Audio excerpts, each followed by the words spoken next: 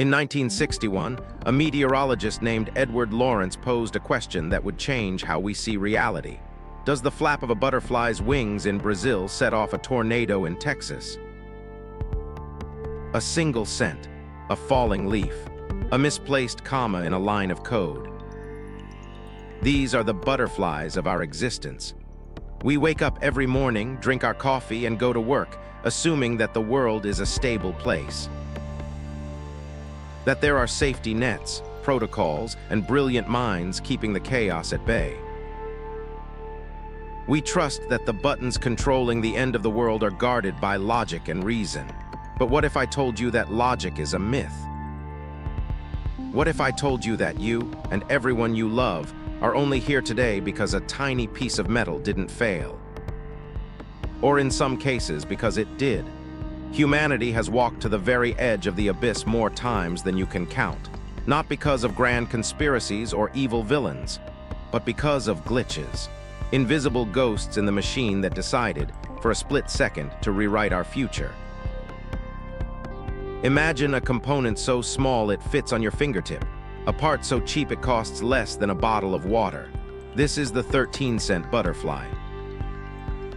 In the height of the Cold War, when the world was a powder keg waiting for a spark, this tiny piece of plastic decided to malfunction. It didn't just cause a computer error. It signaled the end of everything. It told the most powerful military on Earth that the missiles were already in the air. The president had minutes, the generals had seconds, and the world had nothing but luck. In those agonizing moments, the butterfly effect wasn't a mathematical theory anymore. It was a countdown to extinction. If that technician hadn't paused, if that one line of code hadn't flickered, there would be no one left to tell this story. We are going inside the bunkers, into the minds of the men who held the world in their hands, and under the microscope of the technology that almost failed us. This is the story of how we almost ended.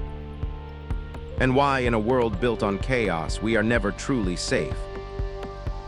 The 13-cent glitch, the solar deception, the wrong turn. Welcome to the edge of chaos. June 3rd, 1980, 2:26 a.m. While the world slept in peaceful ignorance, the air inside the Cheyenne Mountain complex in Colorado turned cold with terror. This was the headquarters of NORAD, the heart of the United States nuclear defense. Their job was simple: watch the screens for the end of the world. Suddenly, the silence was shattered. The displays didn't just flicker, they screamed. A single Soviet missile was detected, then two. Then, within seconds, the system reported a full-scale, all-out nuclear strike. The computers were showing 22-0 Soviet missiles heading straight for American soil. In the logic of the Cold War, there was only one response: total retaliation. A threat assessment conference was initiated instantly. Generals were pulled from their beds. The president's nuclear football was readied. The world had less than 15 minutes before impact. National Security Advisor Zbigniew Brzezinski was awakened by the call. He sat in the dark, preparing to tell the president that the end of human civilization had begun. But in the middle of the panic, one technician noticed something strange. The data on the screens was chaotic.